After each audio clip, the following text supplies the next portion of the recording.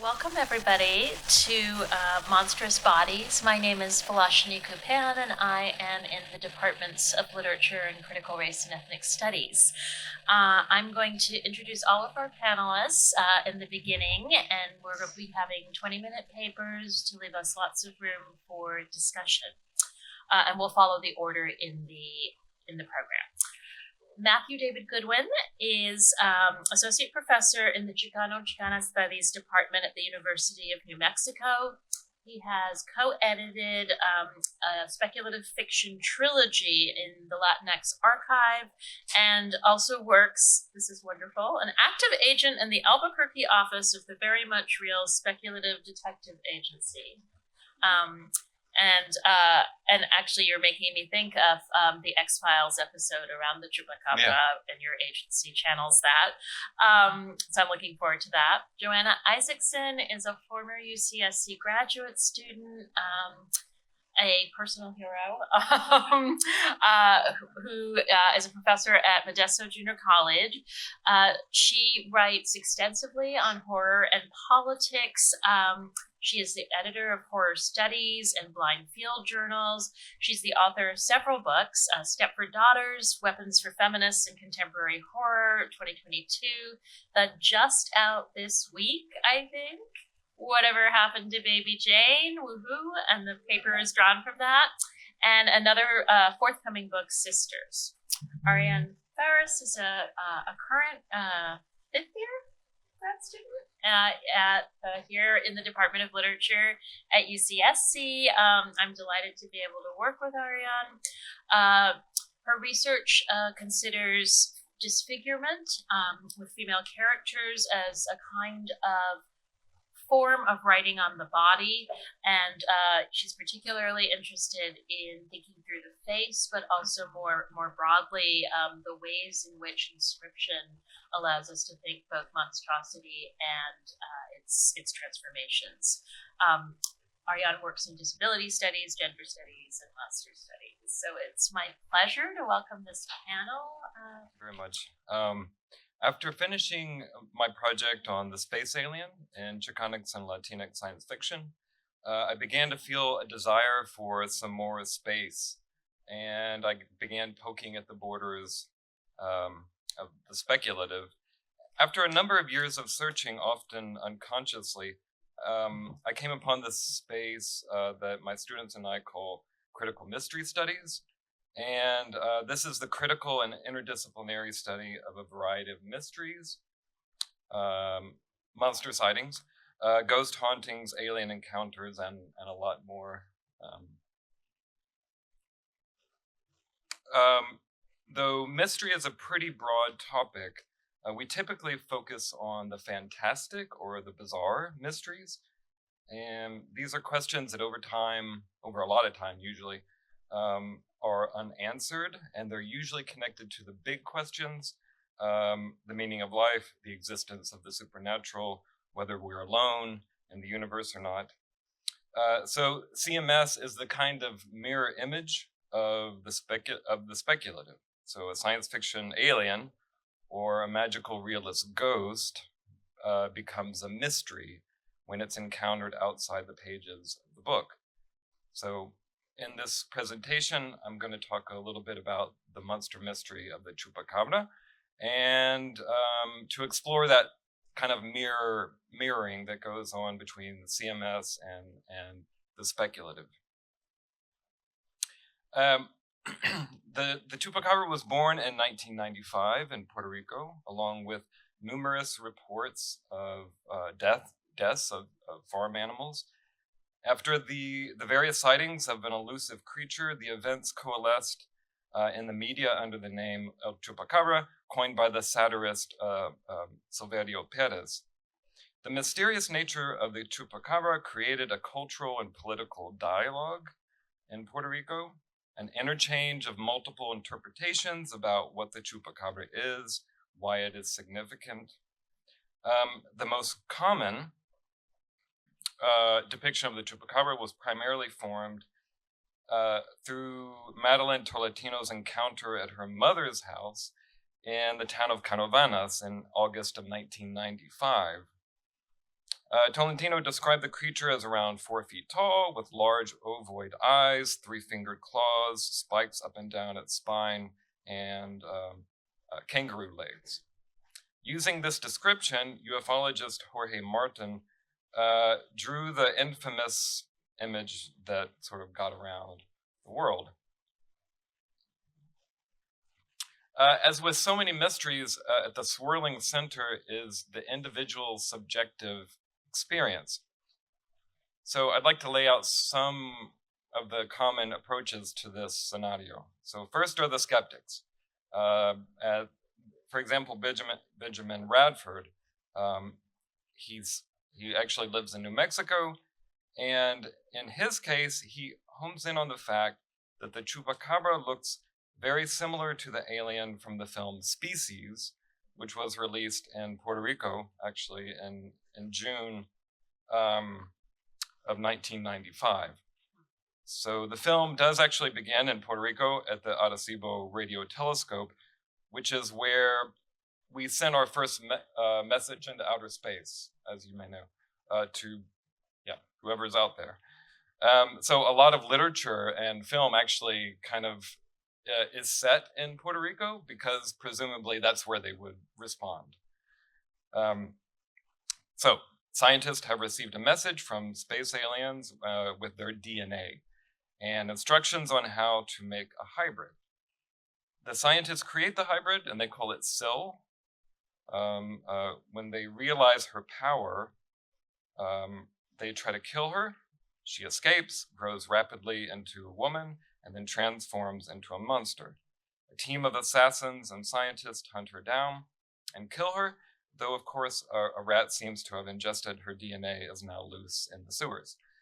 Tolentino confirms in an interview that she saw the film at the theater. For Radford, the timing and the similarity between Tolentino's description of the Chupacabra and the alien in the film is a key to the whole thing. He writes that the two monsters are, quote, remarkably similar, a fact that is striking and unmistakable. So this similarity indicates to Radford that there was some cause and effect. He's not exactly clear, playing out here some kind of confabulation, that the images in the film somehow affected Tolentino, or that maybe someone dressed up like the alien and, was pulling a prank on her. Certainly possible. The result is, for Radford, is that Tolentino's story is definitively discredited, and that's the term he uses. In fact, the entire phenomena loses credibility after they don't capture the creature.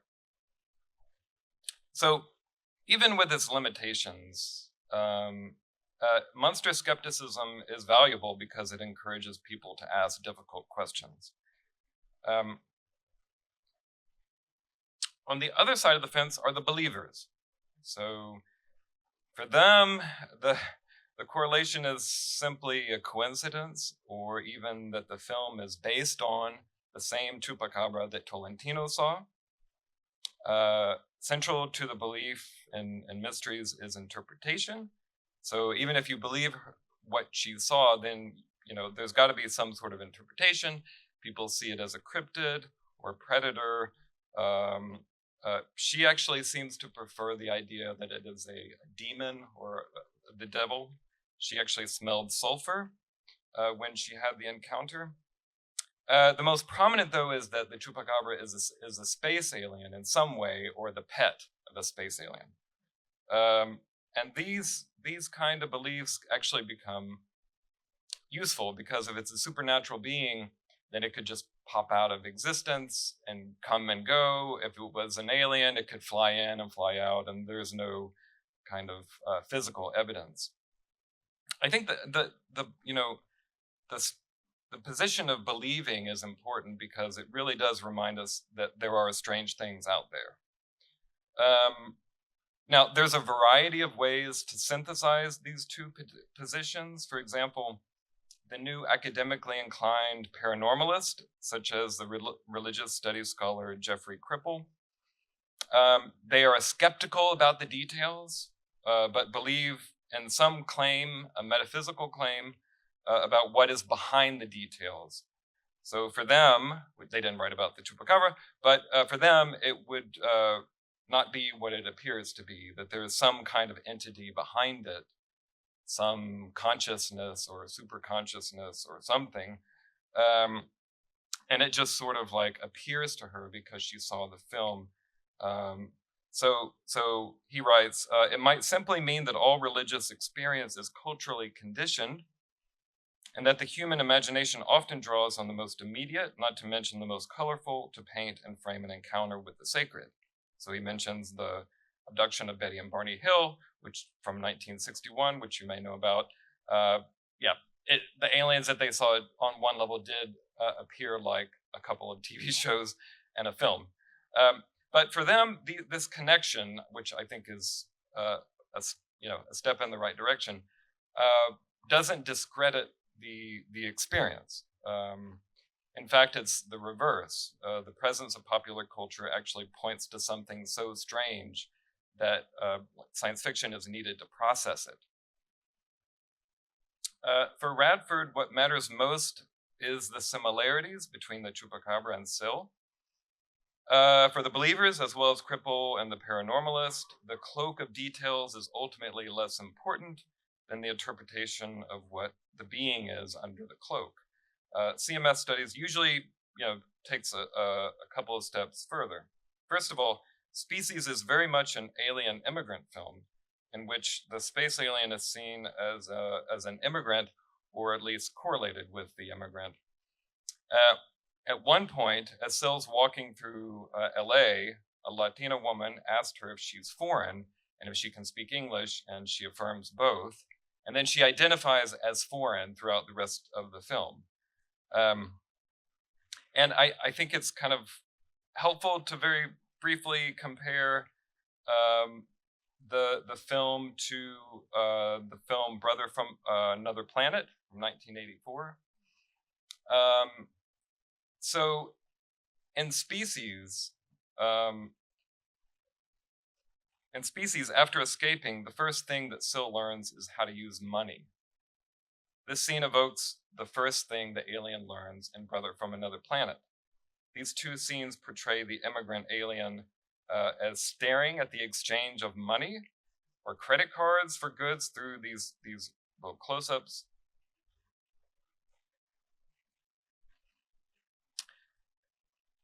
But these two films are entirely distinct in regard to the rest of the depiction of the immigrant alien. In Brother from Another Planet, the alien lands at Ellis Island, sympathetically connecting him to past European immigrants in the American imagination.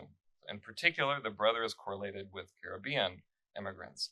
And throughout the film, a number of characters try to determine the brother's background, which is usually Haiti or Puerto Rico. Ultimately, the brother helps out the community, decides to stay, kind of the opposite of E.T., which it's sort of based on as well, and contribute to society. The real threat in Brother from Another Planet is the Border Patrol, who are portrayed as men in black.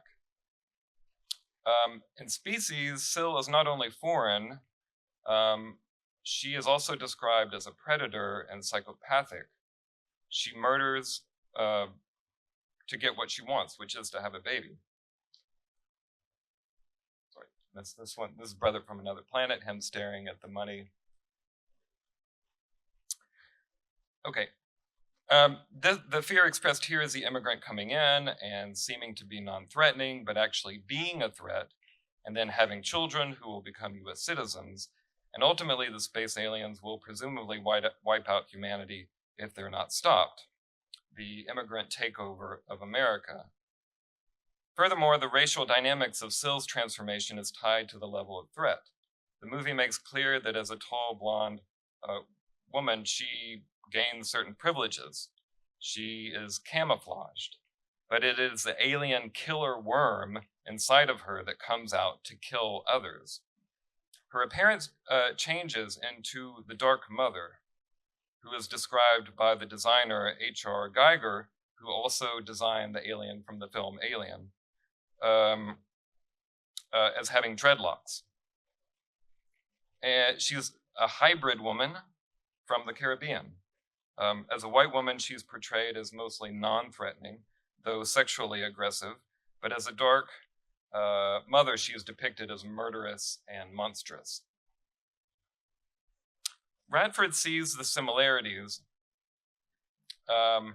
between Syl and the Chupacabra, but it's also clearly important to point out the differences. On a basic level, the Chupacabra combines the classic gray alien with a more mammalian body.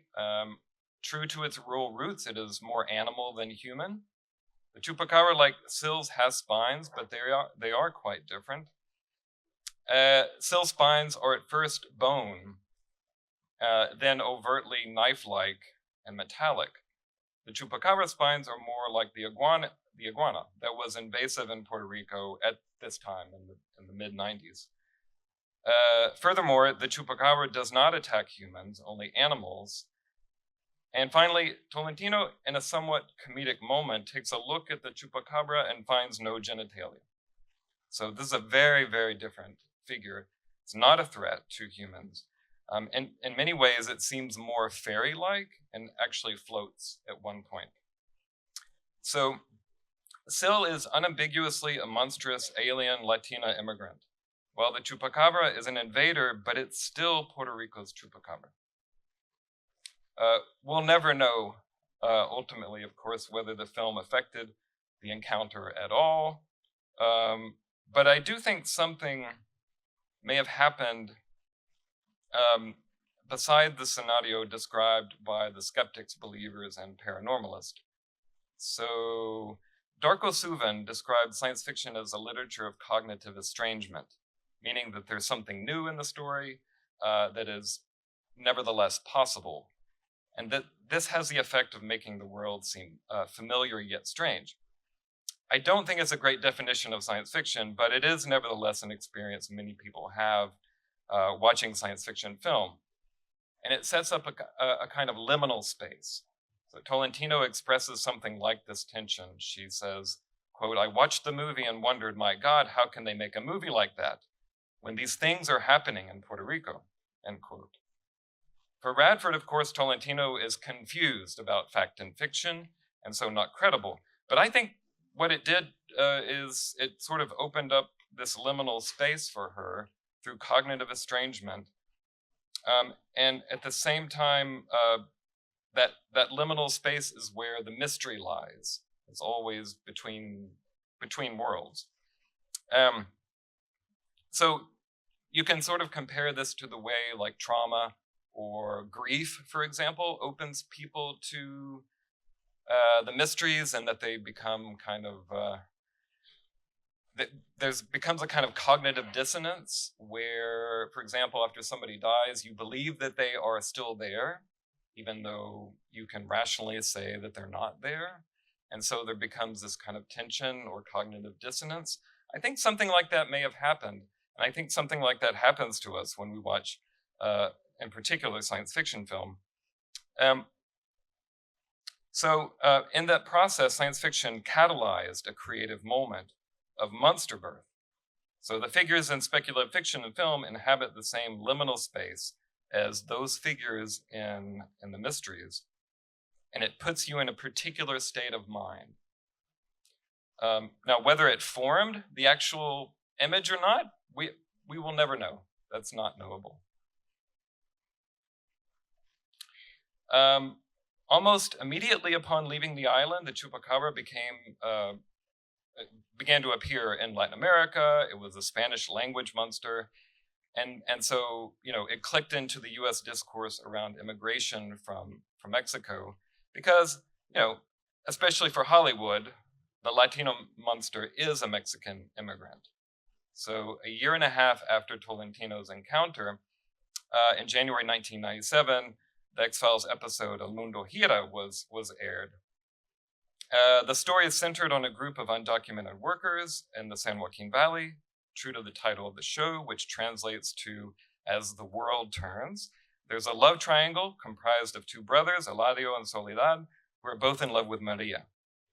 One morning, there's a blinding light followed by yellow rain falling on the migrant camp. And Maria and Eladio are walking out She dies, and somehow he survives and soaks it up, and ultimately becomes the Chupacabra, and that's how he sees himself, and that's how he's discussed in the show.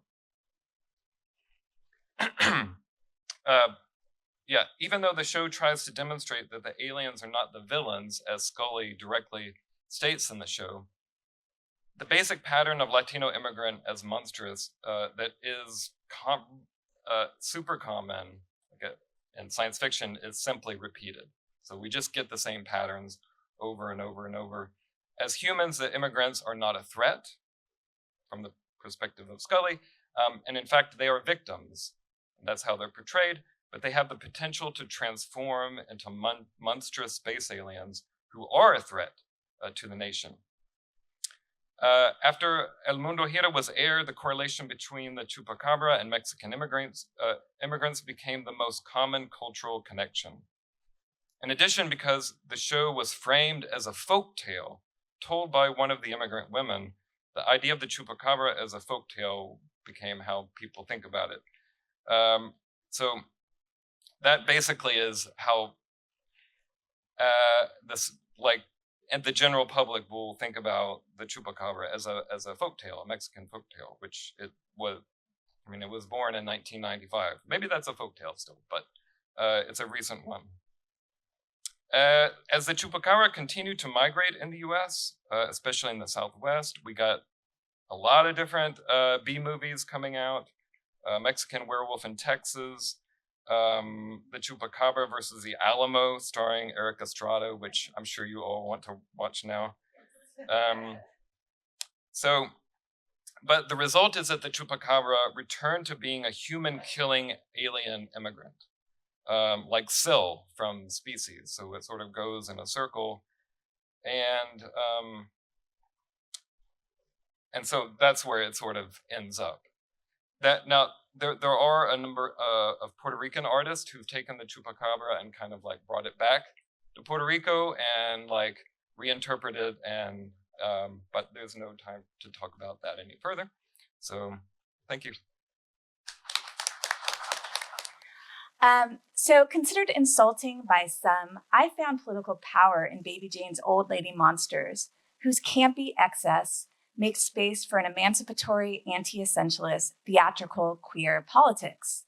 To this end, I offer the neologism Camp Crone, a figure who reflects older women's devaluation, but instead of responding with dejection or grim realism, fights back with fabulousness and pitch black humor.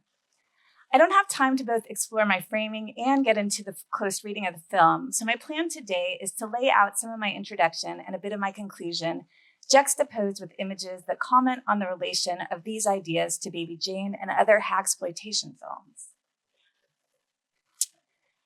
So the kind of label for this is The Fascism of the Baby's Face, which is from Lee Edelman, a book called No Future, that kind of talks about the heteronormative role of dolls and young children in our culture. And that's kind of a theme that I don't have time to get here, but is in the book.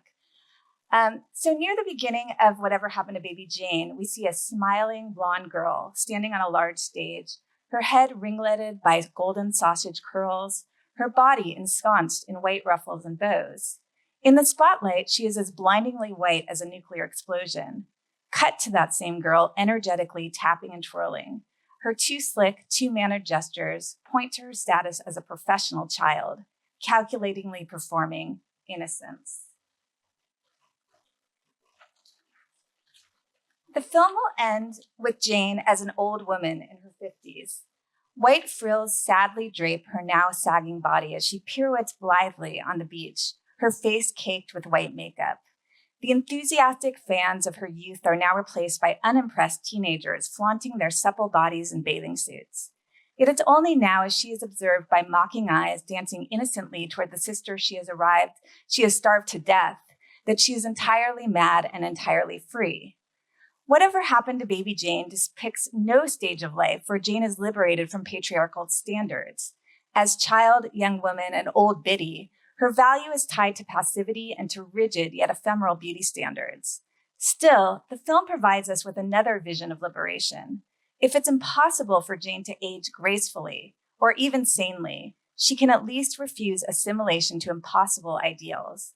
Once Jane embraces monstrosity, she leapfrogs the journey from sanity to madness, ascending straight to glory. Instead of righteous platitudes, while thousands of magazine puff pieces claim we can now grow older with grace, retaining our beauty and independence into our 60s, 70s, or even 80s, really we know aging is a game that can't be won, especially by women. But I've already put myself to sleep writing that obvious statement. Luckily, we have hagsploitation to save us from sanctimonious proclamations on the topic. Instead of righteous platitudes, this genre, which came into being with Baby Jane, treats us to twisted, campy manifestos disguised as lurid horror. In these films, women don't bother to beg for their rights or rationally claim their place in society, but instead gleefully act out taboo desires and nightmares. As many have noted, we can't fully separate the characters Jane and Blanche from the actresses who play them. Bette Davis and Joan Crawford ended up in this film because they were, quote, too old to be cast in anything else. They were also emblems of the waning Hollywood golden age, often periodized from 1913 to 1962, the year Baby Jane was released. This ending was marked by the unraveling of classical Hollywood's formal and moral cinematic codes that reinforced rigid class, gender, and racial hierarchies. As the Big Five studio system slowly dissolved, so did the relevance of Davis's and Crawford's carefully constructed personae. Through the 20s, 30s, 40s, and 50s, both Davis and Crawford shapeshifted into constantly morphing masquerades of glamour and beauty, mobilizing their talent, their natural gifts, such as bone structure and measurements, and their work ethic to adapt to changing circumstances. But here came the early 60s, and they could no longer pass as conventional stars. And this little sort of quote here, Joan Crawford was made Joan Crawford by a vote of her fans, but before that, her name was Lucille Lesor. And in a kind of magazine puff piece, they had this kind of slogan, if Lucille Lesor could acquire Joan Crawford's glamour in a few short years, there's hope for you and you and you. So to kind of motivate her fans, she was known as sort of the shop girl's dream to kind of consume, to become as glamorous as she is. And these stars, I think, kind of diverted fans' attention from the real economic hardships of the 30s into a kind of consumer culture. All right. When Crawford read Henry Farrell's novel, Whatever Happened to Baby Jane, describing two aging actresses locked in the death struggle, the same instinct that sustained a decades-long career told her this was the vehicle for yet another renewal, and she must recruit her so-called nemesis, Bette Davis, to act opposite her. Director Robert Aldrich, with whom she had worked on Autumn Leaves, was keen on the project as well. Aldrich, considered a brilliant auteur in the 50s, was himself in danger of becoming another casualty of the waning studio system, and his gut was telling him that this sensationalistic Gothic tale of perverted dreams would help him stay in the game, even as the game itself was transforming. The film's wild success would unambiguously renew Aldrich's career, but for Crawford and Davis, opportunity came with a price. To shine again, they had to foreground their tarnish, cashing in on glamorous careers through self-parody. The concept of crone camp is intended to draw attention to Baby Jane's implicit queer, feminist, anti-ageist themes. But this term must be seen in tandem with all the overlapping names for the genre, each highlighting important aspects. Oops, sorry, this one seems to have... Okay, we're good. The name Grand Dame Guignol is especially fascinating for its connection to the Parisian theater du Grand Guignol, a theater of suffering that featured outrageous body horror, including ripped skin, gouged eyeballs, burning flesh, beheading, mutilation, acid burning, dismemberment, and other psychological distress. As Peter Shelley goes on to note, actors judged the success of their productions by the number of spectators who fainted or vomited. While Baby Jane is not a gory bloodfest, it carries the spirit of maximalism as it luridly subjects the audience to Jane's mawkishly grotesque dress and performances, suggesting a disturbing commingling of pedophilic and geriatric sexual profusion. Notes Patrick Woodstock, the frisson of casting in Grand Dame Guignol is that these actresses were once powerful symbols of youth and beauty, but now are emblems of decadence and obsolescence. This contradiction is emphasized by giving iconic stars roles that combine the exaggeration of their established personae with the grotesque. This juxtaposition of enchanting star with twisted crone leads us in hindsight to question, what did all that glamour really add up to? Who was it for? Who suffered for its production? If even gorgeous stars can deteriorate hideously, what will happen to us? Once we are willing to ask these questions, we rend the fabric of Hollywood's seamless dream machine. In addition to Grand Dame Guignol, the genre galvanized by Baby Jane has been called hagsploitation or hag horror. The word hag evokes fairy tales, conjuring night hags and old hags from British and North American folklore, known to sit on sleeping victims' chests, transmitting nightmares and paralysis, or appearing as pond scum and pulling children to murky deaths with tentacular arms. Of course, the hag's hideous presence stems from misogynistic revulsion at women who neither attract male desire nor offer maternal care. These are what Barbara Creed refers to as monstrous feminine creatures, women who leak, decay, pollute. Or we can cite Mary Rousseau's description of the grotesque as open, protruding, irregular, secreting bodies that contrast a closed, static, self-contained, aspirational, classical body. As Rousseau suggests, society needs these abject figures to shore up the masculinity, rationality, and virile youth of people who are valued. We can only prize these qualities if we contrast them with an outside threat, feminine, crazed, disintegrating old women. What would sanity, goodness, and light be without its other? The term hagsploitation also conjures Baby Jane's inauguration of an exploitation cinema subgenre. Exploitation is derided for its low emphasis on lurid shocks and titillation. However, at heart, this class's critiques misses the genre's potential. Exploitation films don't rely on big money or studio support.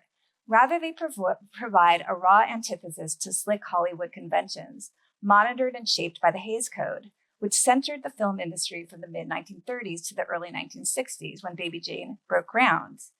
With fewer restrictions, Randall Clark argues, exploitation films raunchily explore taboo politicized topics. In fact, Roger Corman, the most prolific producer of 60s and 70s exploitation films, argues that in addition to sex and violence, these movies require social commentary. A few years before Baby Jane inaugurated hagsploitation, Corman directed The Wasp Woman, in which Janice Starlin, a woman in pursuit of an anti-aging formula, is turned into a murderous insectoid creature. Janice is desperate to combat aging because her business, the source of her livelihood and self-worth, is endangered. No one wants to buy cosmetics from an old woman. The film can be seen to be exploiting the grotesque aspects of old age, but can also be viewed as a commentary on the neglect and obsolescence suffered by old women. And perhaps this film hints at the potential of these scorned biddies to enact vengeance, whether or not they have the power to transform into a giant hairy wasp. Even without overt political messages, exploitation films can delve into popular fears without pulling punches. And often these fears are age-related, such as the myriad exploitation movies about juvenile delinquency in the 50s, depicting not only paranoia of kids gone wild, but the power of an emergent teen identity inaugurating youth counterculture. In addition to Grand Dame Guignol and hagsploitation, the term psychobiddy evokes psychosis and female hysteria. The notion of a particular female kind of craziness, hysteria, is thousands of years old and tied to myths that women exist solely for reproduction. A woman's womb was said to wander and cause emotional distress if it wasn't constantly filled with babies. This diagnosis rationalized pressures on women to lead heteronormative lives dedicated to marriage and motherhood. Refusing this role would lead to sexlessness, fostering excessive, inappropriate emotions. Hysteria is consistently linked to femininity, but it's most strongly connected to barren lack of femininity in old age. Because of these misogynist connotations, though, Elke Krasny argues, claiming, reclaiming, appropriating, enacting, and performing hysteria can be understood as acts of feminism. With this understanding, Davis's untethered performance in Baby Jane is not simply overwrought acting, but, as Krasny argues, a subversive, resistant, defiant, satirical, even militantly violent attack on patriarchal ideology. That is, instead of trying to prove patriarchy wrong, hysterical activism uses the master's tools, the degradation of crazy ladies, to tear down the master's house. As a deranged old witch who is also extravagant, theatrical, wise, gender-bending trickster, the Camp Crone's acts of violence and madness become a militant stance. All of these names, Camp Crone, Grand Dame Guignol, Hagsploitation, Hag Horror, and Psychobiddy, point to the capacity of this genre to present old women's experiences with theatricality rather than grim realism. They have in common a vision of monstrosity as what Aaron Harrington calls the abject barren. These are bodies representing old age as more than the end of the road, but as vibrant and productive, even though they are neither conventionally beautiful nor capable of biological reproduction. In their topsy-turvy, carnivalesque way, Hagsploitation films liberate women from oppressive rules while centering on female relationships, allowing actresses to exert a self-conscious critique of the role of older women in film. I believe that Davis and Crawford recognized and embraced the complexity of these roles, which required more flexibility and insight than the one-dimensional ingenue parts offered to both actresses when they started out their careers as interchangeable, young, beautiful women. For the viewer as well, Baby Jane offers active participation.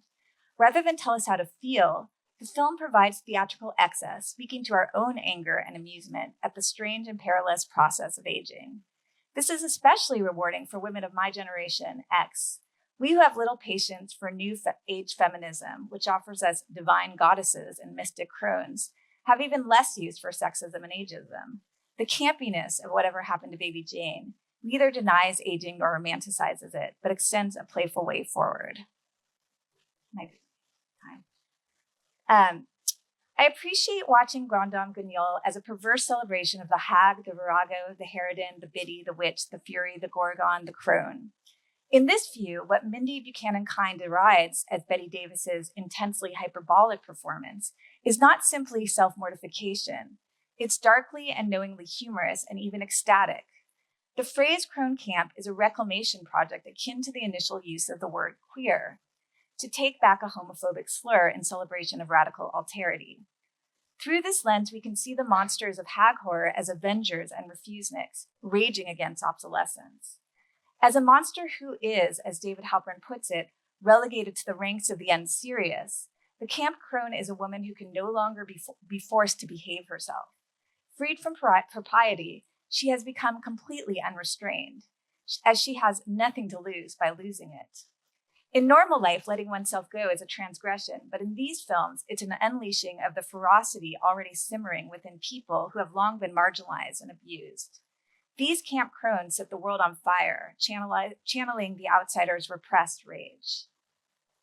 This diagnosis of the outraged and outrageous diva is culled from David Halpern's book, How to Be Gay. He imagines harnessing this power to bash back against homophobia, calling for a kinship between Hagsploitation's psychobiddies and the rebellious drag queens who initiated the Stonewall Uprising. One hopes that feminist attention to the divas of Grand Dame Guignol cinema will lead to a reprise of this rebellion, an insurrection of the abject. On the surface, exploitation cinema gets its name from its sensationalized depictions of marginalized people, but perhaps this denigrated genre can be seized upon by the wretched and ridicules of the earth. Together, we can actively exploit the potential of monstrosity and fury. If we accept that we want to be outsiders, then we can thoroughly enjoy psychobiddies as they rampage through their environments, murdering at will and chewing scenery by the yard. As Harrington implies, the mixture of gothic melodrama with the raucous and visceral pleasures of cheap sensational exploitation films frees us from the ideological complicity of films with better manners. In Crone Camp, the crazed psychobiddy risks what Mary Russo calls the scandal of anachronism. By this, she means these harridans offer a defiance of the normative and disciplinary stages of life. Jane jumps from senectitude to childhood with abject glee, opposing the social rules that not only prohibit women her age from experiencing ambition, joy, and sex, but from protesting these limitations. Sticky page. Most of Baby Jane is set in a nebulous time period labeled yesterday. This yesterday is outside of time, deranging the stages through which women are supposed to plod from birth to reproduction to death. Liberated by madness, Jane glories in what Rousseau calls untimeliness and risk. Though she is generally seen as doomed, this relationship to time also shows her potential. As Jody Brooks argues, Jane's refusal of aging's realistic constraints charges the past with rage and determinacy, not to be forgotten. Jane may not be likable, but she is indisputably unforgettable. In other words, to appreciate hagsploitation, we must understand monsters not as enemies, but symbols of repression and desire. In Monster Culture, 7 Theses, Jeffrey Jerome Cohn looks at monsters as emblems of collective disavowal, fear, desire, anxiety, and fantasy. Try as we might to distance ourselves from everything we fear, the objects of our anxiety return as monsters, difference made flesh, come to dwell among us. In the Psycho-Biddy, these monsters materialize rage against the ageism and ableism that old women face, rather than conceding to social taboos and repression of our collective suffering. Of course, functional adults must repress some of our urges, but Robin Wood argues that authoritarian cultures such as ours are built on surplus repression, through which civilized people are divided from dehumanized savages. In modern Western culture, this repression makes us into monogamous, heterosexual, bourgeois, patriarchal capitalists. And if we don't oblige, we are made killable, consigned to the category of monster. As a gender outlaw, the Crone joins a litany of monsters transgressing the submissive roles assigned to them. In fact, Joan Crawford inadvertently made an appearance as an iconic monster when Harryhausen used her face as the model for his animated Medusa in Clash of the Titans. Fun fact. This decision may have come from a misogynist fear of Crawford's strong features and personality. Regardless, those with sympathy for Camp Crones can enjoy the stop-motion Craudusa against the grain. In Clash, Craudusa appears as a slithering serpent covered with writhing penises, thinly veiled as snakes. When she glimpses a man from over those high protruding cheekbones, he transforms into a phallic stone, which immediately crumbles. In literalizing the latent fear of castration that is the beating heart of every feminine monster's creation, Craudusa is monumentally silly and powerful at once. It's no accident that Barbara Creed ends her famous book on horror films and the monstrous feminine by offering Medusa as a condensation of the terrifying witch, archaic mother, monstrous womb, vampire, femme castrice, castrating mother. Medusa and similar monsters, she asserts, shock and repel, but they also enlighten by giving us insight into patriarchal dreams and fears. Yet in our modern world, old women don't need to appear as Medusa monsters to terrify. Notes Don Keatley, just the appearance of an old woman in a horror film can constitute a jump scare. But who is she scaring? Keatley answers that it's the heterosexual couple and the reproductive family whose narrative the Psycho-Biddy punctures as she jumps to our attention, exerting a fearful attraction. In hagsploitation films, old women with their intrusive bodies and cracked faces rupture the sense that anyone can live in their smooth, clean, white, picketed lives forever.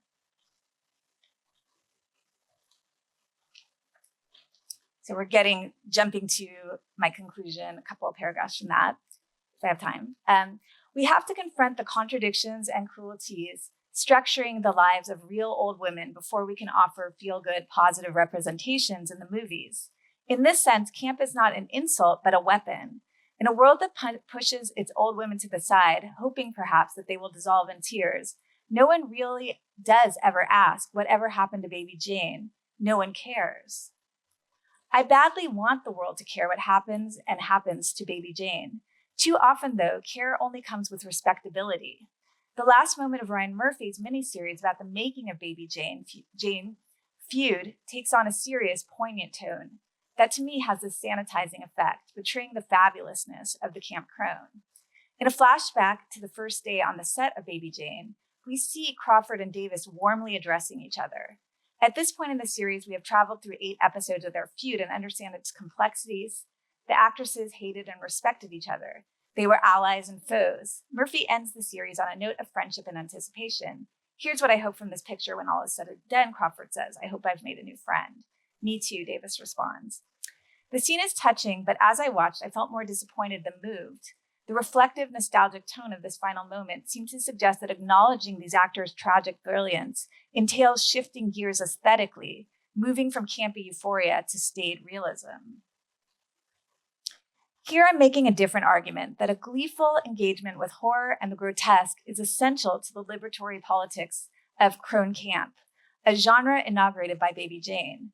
Over-the-top violence and emotional pyrotechnics don't demean the old biddies in these films. These performances illustrate strength, resilience, and humor. Rejecting defanged, realistic depictions of old women not only makes for great entertainment, but also militant refusal. Until the world listens, the Camp Crone will no longer act the part of sweet, doting granny, always ready to deliver milk and cookies. She's not a little girl anymore and will write no love letters to daddy. Instead, you can find Jane together with her former sparring partners, sharpening their knives. Presenting the powers of scars in Maidens, female empowerment and facial scars in Jennifer L. Armentrout's The Blood and Ash series. In Armentrout's popular romantasy series, Blood and Ash, she gives her heroine, Penelope, most often referred to as Poppy, prominent scars on her face and body. Romantasy is a subgenre of fantasy that has risen to prominence in the last several years, in part due to its popularity on social media platforms, such as TikTok and Instagram. Author M.K. Lobb defines romantasy as a genre that blends romance and fantasy, in a way that incorporates what are widely agreed to be romance plot beats. It is an evolving genre, but many of the examples of romantasy that have reached the bestseller lists share certain traits, among them this figure of the romantasy hero.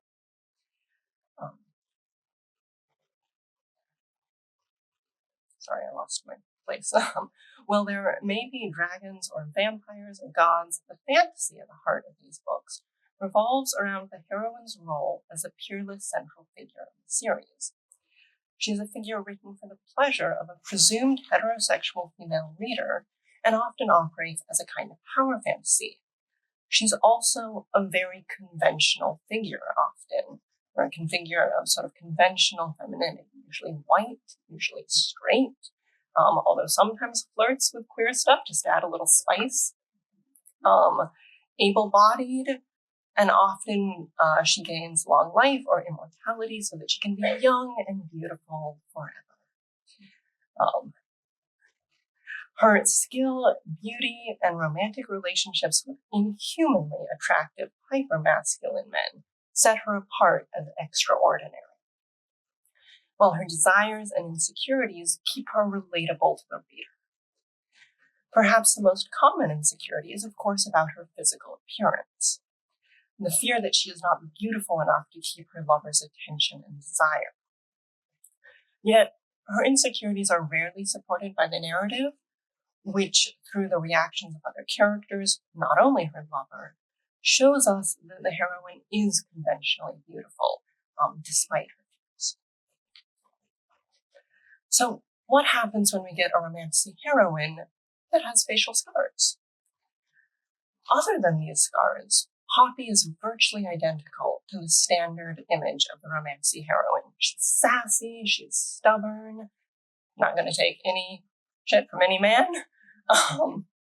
She's skilled with a bow, dagger, sword. She has a mysterious magical power that only grows in strength as the series progresses. The facial scars which she acquired in an attack when she was a child are the main characteristics that set her apart.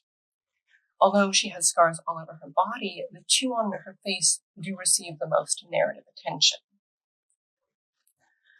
The first full description of her scars reads as follows. I studied the jagged streak of skin, a pink paler than my skin tone, that started below the hairline and sliced across my temple, narrowly missing my left eye. The healed injury ended by my nose. Another shorter wound was higher up, cutting across my forehead and through my eyebrow. As a specific visible difference, Poppy's facial scars distinguish her from the quote-unquote typical romancing heroine. In narrative prosthesis, Mitchell and Snyder argue that disability lends a distinctive idiosyncrasy to any character that differentiates that character from the anonymous background of the norm.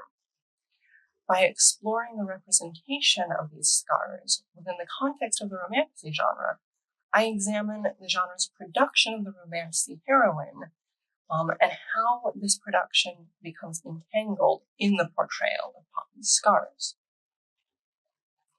So a bit of context.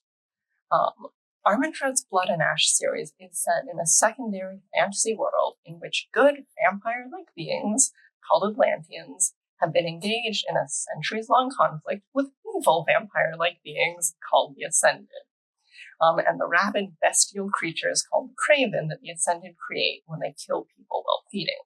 That's how you know they're the bad guys. Along with, well, some other reasons, but we'll get to that.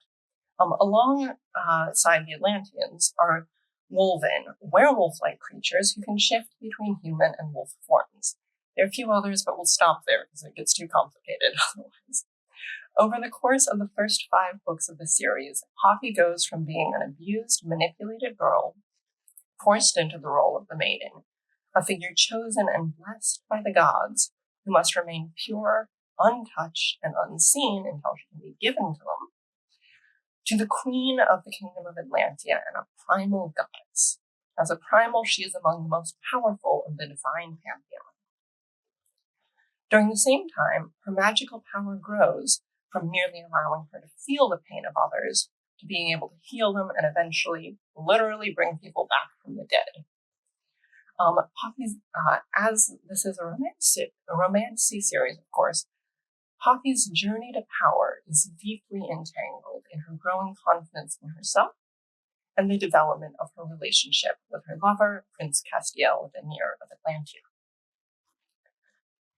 Although Poppy's scars remain prominent at least through the first 5 books, 6 just came out and I haven't had a chance to get it and read it, so I don't know what happens. So the first novel shows the most overt transformation in her feelings about her scars. Poppy always claims, right from the beginning, not to be ashamed of her scars. However, she also frequently worries about how people will react when they see them. Poppy's first intimate encounter with Castiel, who at the time she believes to be Hawk Flynn, a new addition to the Royal Guard, only amplifies those feelings of insecurity, particularly when he asks if he can remove her mask. If I removed the face covering, would he say what the Duke often did, and that I was a masterpiece and a tragedy? And when he felt the uneven slices of skin scattered along my stomach and thighs, would he jerk his hand away in horror? The wonderful, exhilarating heat dimmed. Hawk wasn't unascended, but he was like them in appearance, nearly flawless. I had never been ashamed of the scars before, not when they were proof of the horror I'd survived.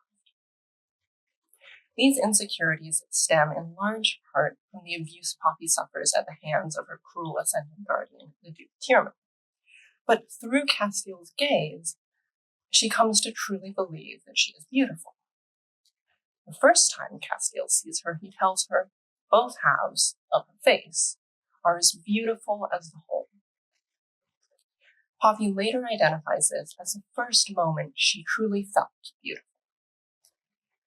When they begin sleeping together, Armentrout devotes long passages to their mutual visual appreciation of each other's bodies, and especially the desire Castiel expresses while gazing at Poppy.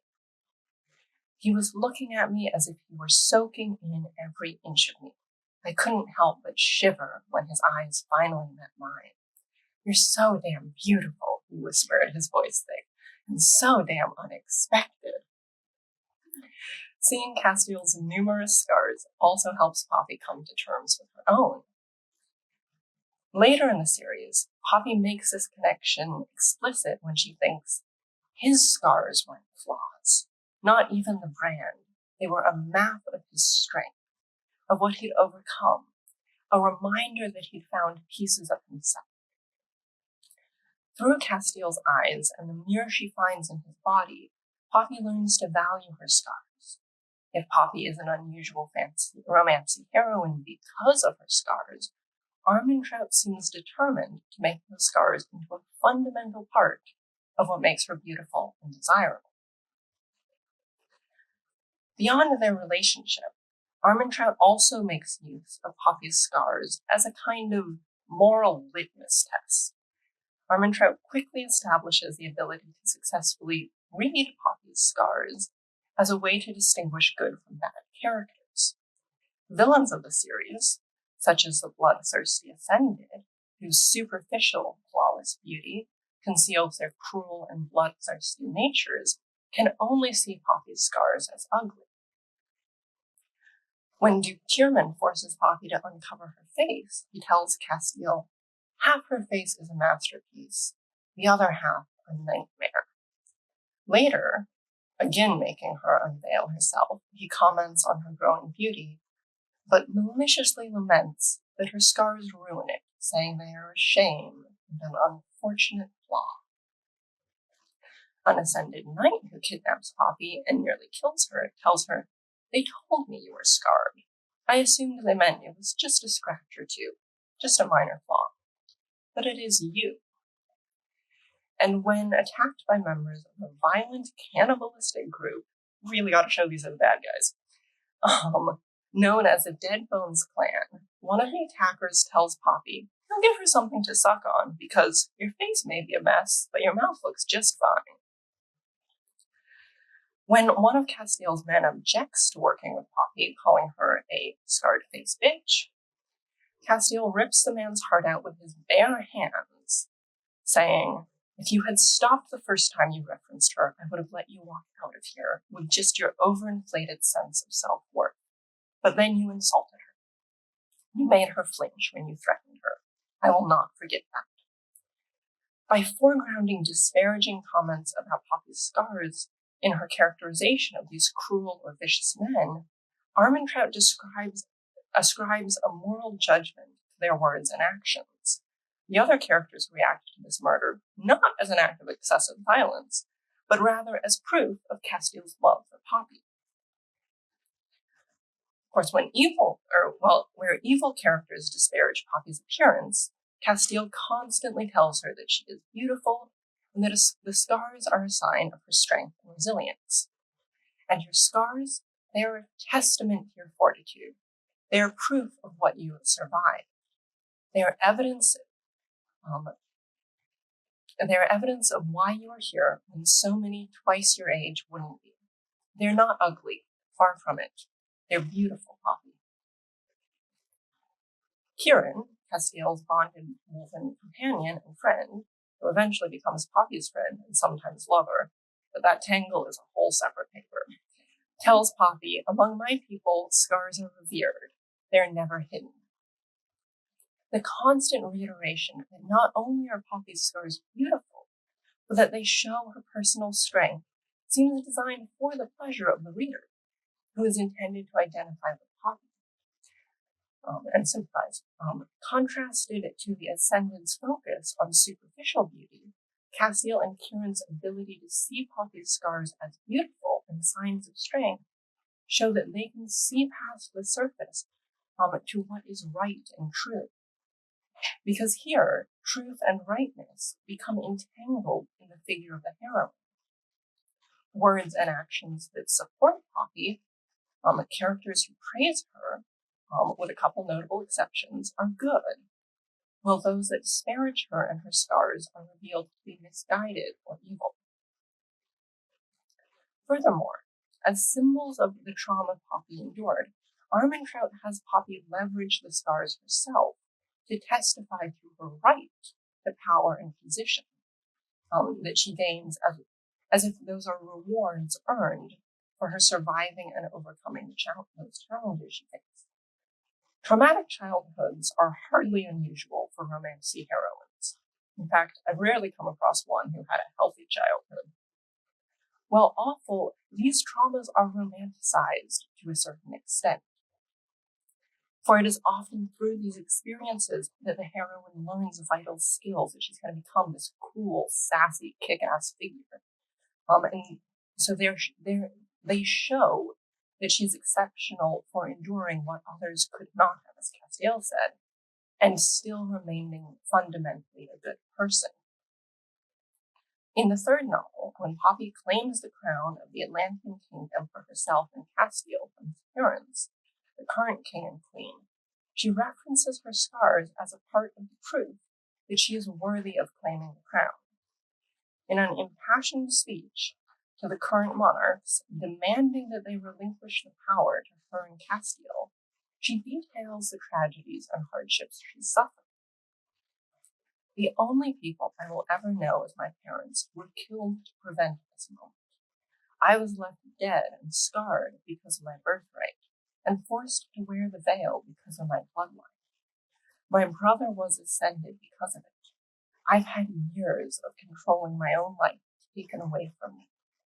Innocent people have died because of what is owed to me.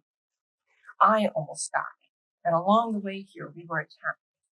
None of that has stopped this moment from coming. The crown belongs to me and my husband, and I believe you already know that. Instead of speaking to her empathetic magic, something that might allow her to, say, better understand what her subjects need, or the strength of her magic that might allow her to help defend her people, Poppy legitimizes her claim to the throne by birthright and by the trauma that she suffered to get there. As the visible sign of this trauma, she claims the scars herself as evidence to justify her right to this power. It's something she's owed. In Armentrout's series, Poppy's scars are used to reinforce specific core aspects of the romantasy genre, particularly the centrality of the heroine. The fantasy of having someone not only choose you despite the things you think are flaws, but tell you that the things you've been told are flaws are actually what makes you beautiful. A fantasy of not just overcoming your challenges, but being respected and rewarded for doing so. But even as it does so, the figure perpetuates a very limited idea of femininity and feminine empowerment. And rather than complicating the figure of the romance heroine, Poppy's scars are subsumed into this character type, becoming further evidence justifying her narrative centrality, her claim to greatness, without ever truly complicating the figure of the romantasy heroine or the presentation of femininity that it creates. Thank you. Just raise your hands, and you can address your question either to a single panelist or a couple or the panel in general. So.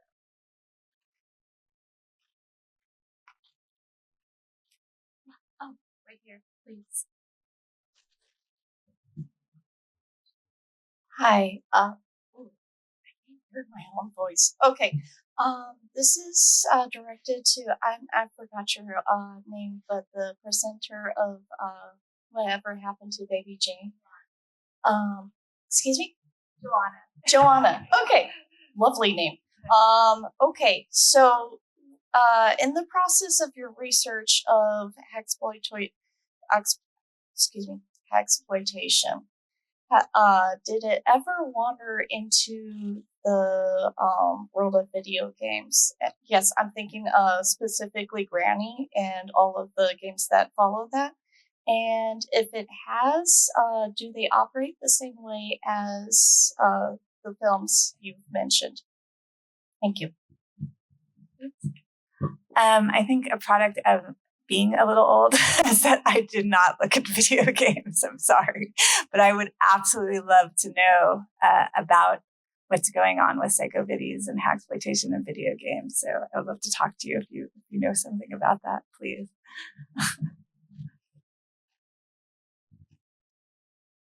For Matthew, I wonder if you're familiar with any of the recent children's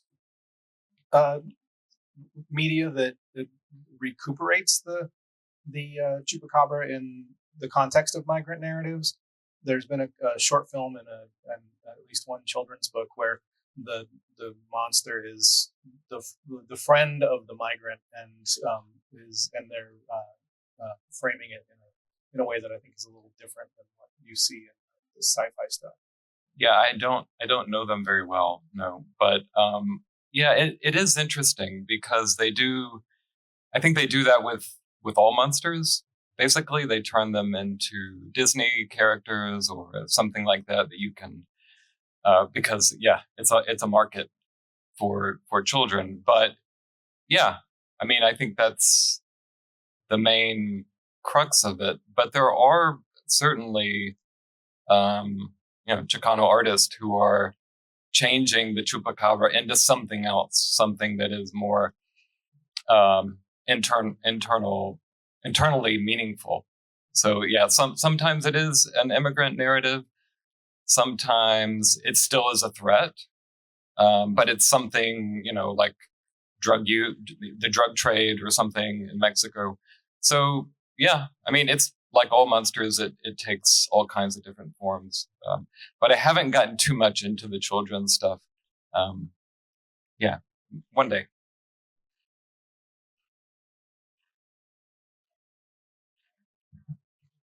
So I think this is for Joe and for Ariane. I was before this I was in class and I was teaching Freud's on narcissism, and there's a moment when he talks about the figure of the narcissistic woman, the woman who is so in love with her own image that that she herself, in her fascination with her own image, becomes an object of fascination to others, particularly to a certain type of man who is drawn to that. So I was thinking about the industry and the femme fatale and the kind of hyper consciousness of the gaze that is so much a part of the Baby Jane films and the ones around it. And I guess I'm interested to hear you talk about the monstrosity of narcissism and the role that it both plays in what you're looking at, but also the way your reading pushes against the narcissism thesis.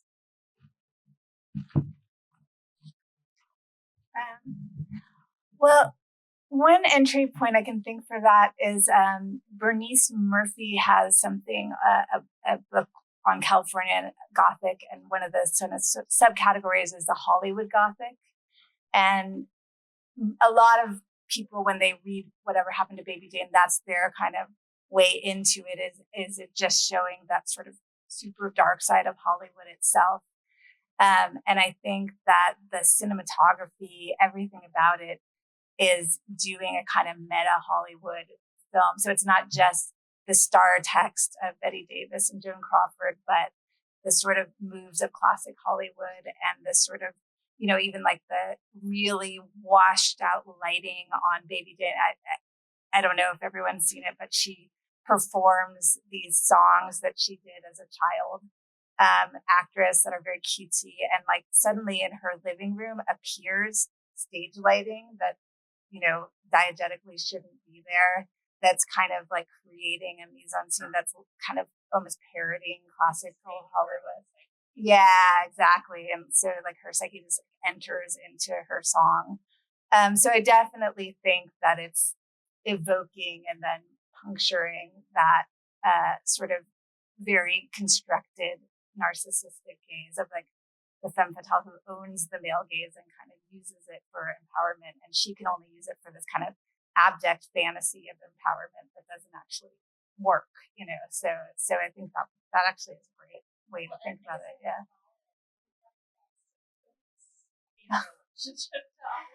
Oh yeah. Wow.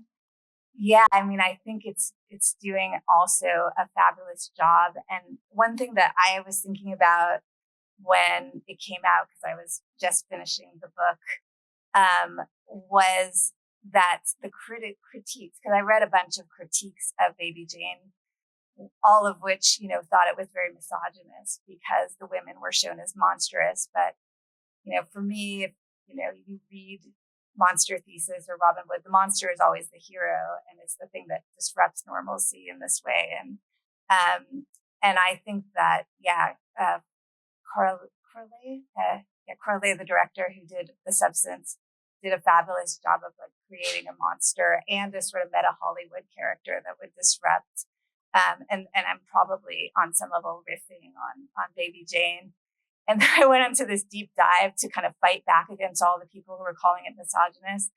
And, I found that a lot of them were sort of trans exclusive, radical feminist adjacent, which I found really interesting in that I think there's this fantasy of authenticity that comes with a certain kind of second wave feminist argument, both against Baby Jane and The Substance, that when you show women as inauthentic or extravagant or campy or queer, then you're ridiculing them and you're not showing real, actual, authentic women. And so I think that both of them really help us as feminists to think of a kind of push back against the narrative authenticity while we're developing our own kind of feminism. Yeah.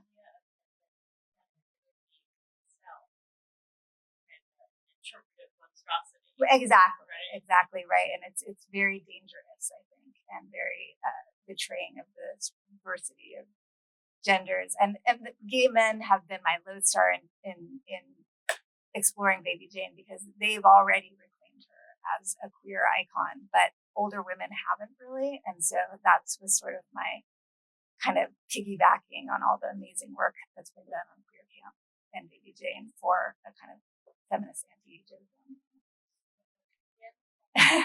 You have to call it by the title of the movie, so it's just called Whatever Happened to Baby Jane. I have a follow-up with Ariane's thread, and I'm wondering about in what the monstrosity is. I think in what happened to Baby Jane, the monstrosity is the studio, the monstrosity is a certain kind of notion of authentic versus campy or masqueraded femininity. What is that monstrosity?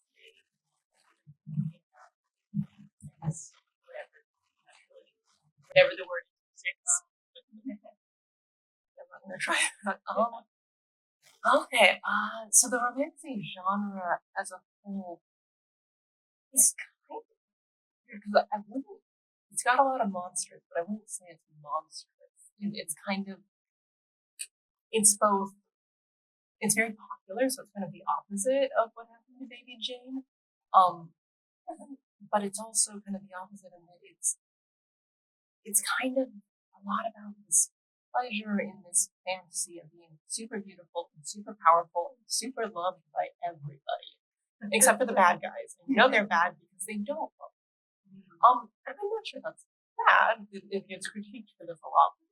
We can all have our fantasies that have gotten lots of power fantasies for decades. But I think in some ways, I'm still trying to figure out where I see the monstrosity in this genre because it is so committed, at least a lot of the current and most famous and popular examples, to a very limited concept of normalcy. It means beauty and means kind of able-bodied mostly. Fourth Wing is a fairly well-known example. It's a book that has a disabled character. How accurately that disability is portrayed is a subject of a lot of controversy online, and I'm not going to try and make a judgment about that. But that character and Poppy are still outliers in the genre. It's a big deal that they're different in this way. But even so, I don't know. I don't think they're monstrous figures. And I think if the monstrosity is anywhere in the romance genre, I'd almost say it's a kind of bad monstrosity in the sense that these figures are so heteronormative and just normative in general that I can enjoy romantic novels, but I don't necessarily enjoy that this is the figure that is so popular as like the idealized figure.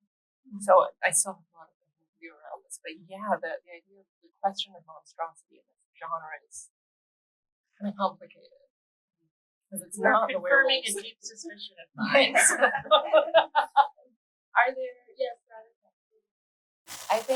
I guess I'm thinking about the way that actually your paper and Matthew's paper actually kind of is doing this thing of drawing attention to the way that certain texts are inviting to be read against the grain. And I actually kind of want to pose that to Ariane, that and you know, because we're talking about the genre of romantasy. And is there any potential there is my question. Because I guess it's kind of fascinating that the text is trying to be feminist in some form by having this heroine who's scarred and trying to own her scars, but in this like really complicated way. And we know there have, historically been genres that kind of require this neat tying up of all the loose ends so as to make it more marketable. And I guess my question is there anything there that kind of invites that reading against the grain a little bit? Like, is there some potential there? And so you mean sort of reading against the grain, reclaiming Poppy as sort of actually more of a positive figure, or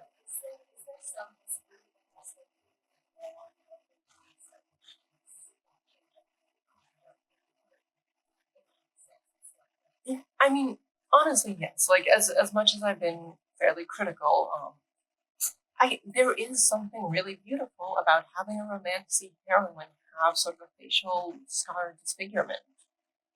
And that people take pleasure in it, and that people call it beautiful, and it is beautiful.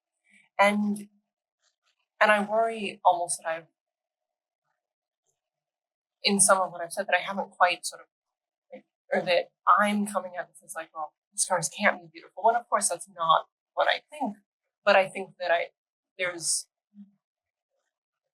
the series is sort of is kind of fighting very hard to say these are beautiful, she is beautiful, and that anyone who says otherwise shouldn't be listened to.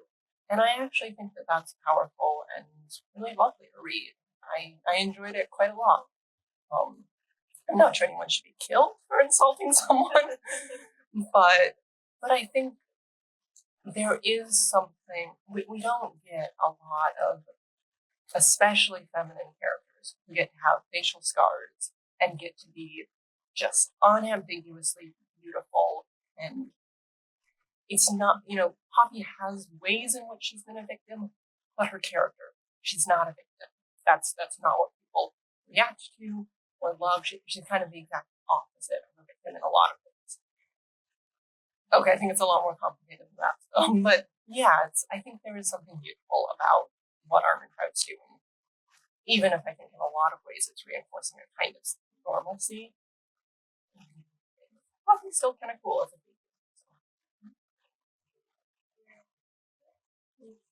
figure. Thank you. Ariane, have you read the Locked Tomb series by Tamsin Muir? I think I read the first one years ago, and I never. So Gideon the Ninth is the first one? Yeah. So I'm just thinking about that might be a really interesting kind of series of novels to put in conversation with these more conventional romanticities. Because although I think the Locked Tomb series, you might struggle to call it romantasy, it is in some ways, right? I mean, it is so twisted and horrific and dark. But, you get into the series and there is romantasy smuggled in there. So I'm listening to you, and I think it's really interesting, especially coming at it from like a disability studies perspective, because those characters, I think, don't ever get described in ways that defang the monstrosity of scarring or disability, or being differently bodied. Which I'm using that because, of course, it's wild how their bodies get contorted.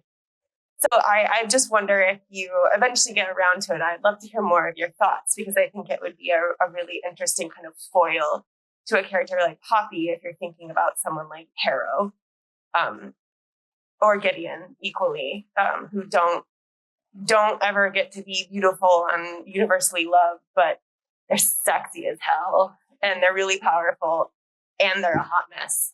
And so it would be fascinating to think about these kinds of things in conversation, I think. Post-op.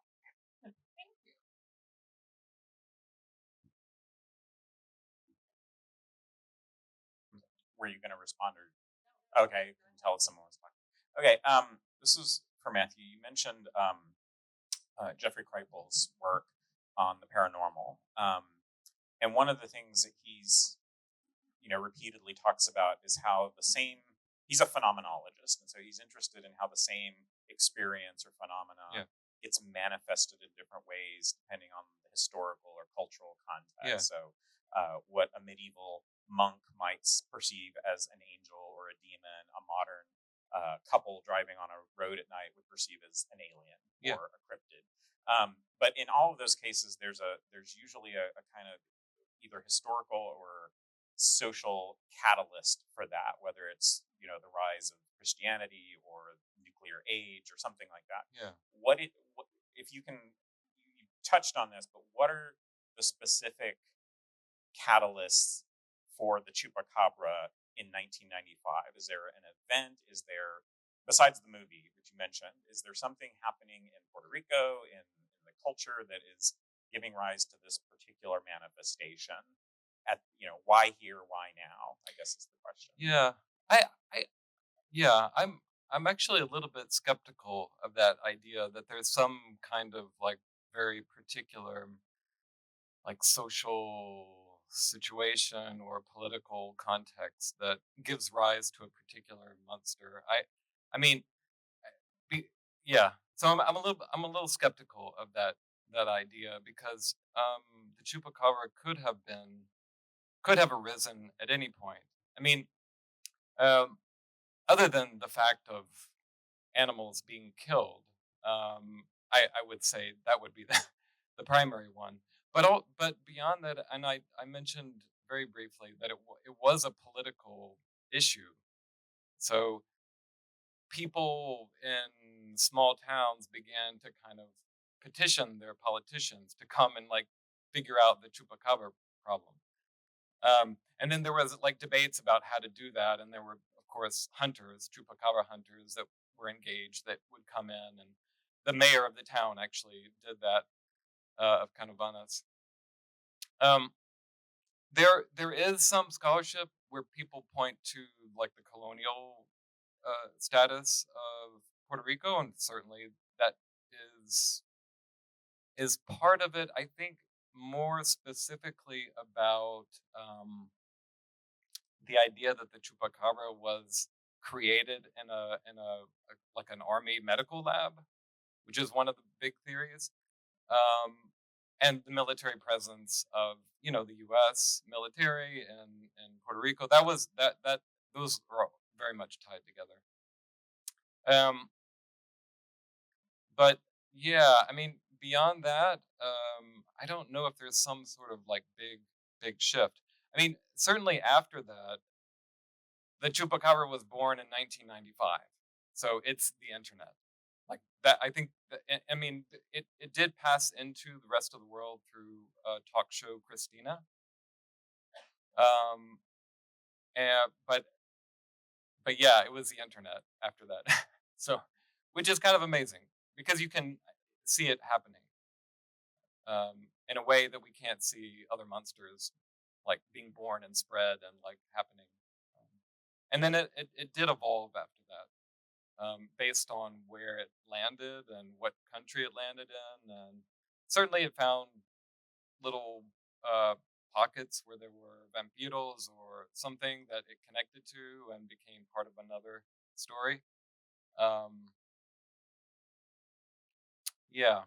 So I would just say it's a whole bunch of things that come together to make that one. I wanted to just throw out one category we might take from this great panel and think with throughout the conference. I'm really glad you talked about phenomenology because I think there's a phenomenology of coherence that you are all kind of working through, whether it's the technological mechanism through which the Chupacabra appears, kind of glitches into view, and then is constantly like reproduced and disseminated. But then I'm also thinking about the phenomenology of beauty. And you said something about this dream to be unambiguously beautiful, and how wonderful it is that she's not unambiguously beautiful. And I guess I would say that that's actually what, if monster is like queer is a reading method, is a hermeneutic, it would be one that would tell us that our ideas of beauty are in fact always ambiguous. Crones, right? Poppy. I mean, all of these things, like that's really what that's not, it actually is Kant, but I mean it is like, right, the beauty and the horror together and the sublime. But I think that you've all done such really interesting dives into like the monster as a perceptual technology, and I think we could just like kind of see that grow probably in many papers. So thank you all. Thanks for great questions.